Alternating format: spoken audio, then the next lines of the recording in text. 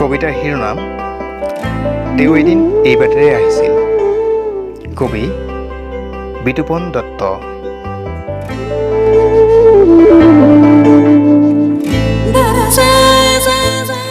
তেওঁ এদিন এই বাটেৰে আহিছিল।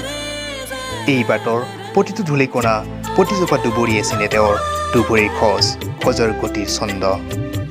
তেওঁ যে এদিন এই বাটেৰে আহিছিল, এই কথাৰ প্ৰমাণ সুগছজোপা।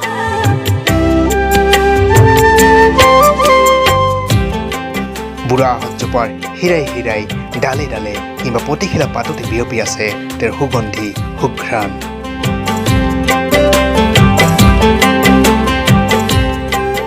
তেওঁৰ খোজৰ মৃদু মৃদু ছন্দময় শব্দত লাজৰ অৰণিতালি ঢলি পৰিছিল বাটৰ দুবৰি গছৰ শুকান পাতবোৰে পাহৰি পেলাইছিল খোজমচনি। আৰু তেওঁ আহি আহি বহিছিল সৌগছজোপাৰ ছাঁত।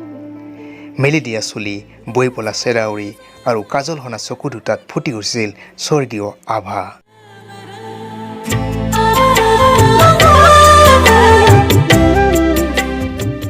তেওঁৰ বাবে মই গছ হ'বলৈ কামনা কৰিছিলোঁ, ভগৱানক খাটিছিলোঁ, মন্দিৰত প্ৰাৰ্থনা কৰিছিলোঁ যেন মই চাহ বিলাব পাৰোঁ তেওঁক। এদিন তেওঁ অহাৰ বাটত আকাশখনে কান্দিছিল, আকাশৰ চকুলোৰে ভিজি গৈছিল তেওঁৰ সমগ্ৰ শৰীৰ। সেইদিনা ব্যাকুলতাৰ সীমা নাছিল মোৰ। খং নে অভিমানত জানো আকাশখনলৈ চাই ৰৈছিলোঁ মই অপলক নেত্ৰেৰে। আৰু তেওঁ লাহে লাহে উভতিছিল, উভতাৰ বাটত তেওঁ মোৰ বৰ আপোন হৈ পৰিছিল। মই তেতিয়া জুনৰ দেশত ঘৰ এটা সজাৰ বৃথা প্ৰয়াস চলাইছিলোঁ। আৰু এনেকৈয়ে এদিন আমি একেটা সপোনকে দুভাগ কৰি দেখিছিলোঁ। সপোনৰ পৰা দিঠকলৈ, দিঠকৰ পৰা সপোনলৈ দূৰত্ব বিচাৰি হাহাকাৰ হাহাকাৰ।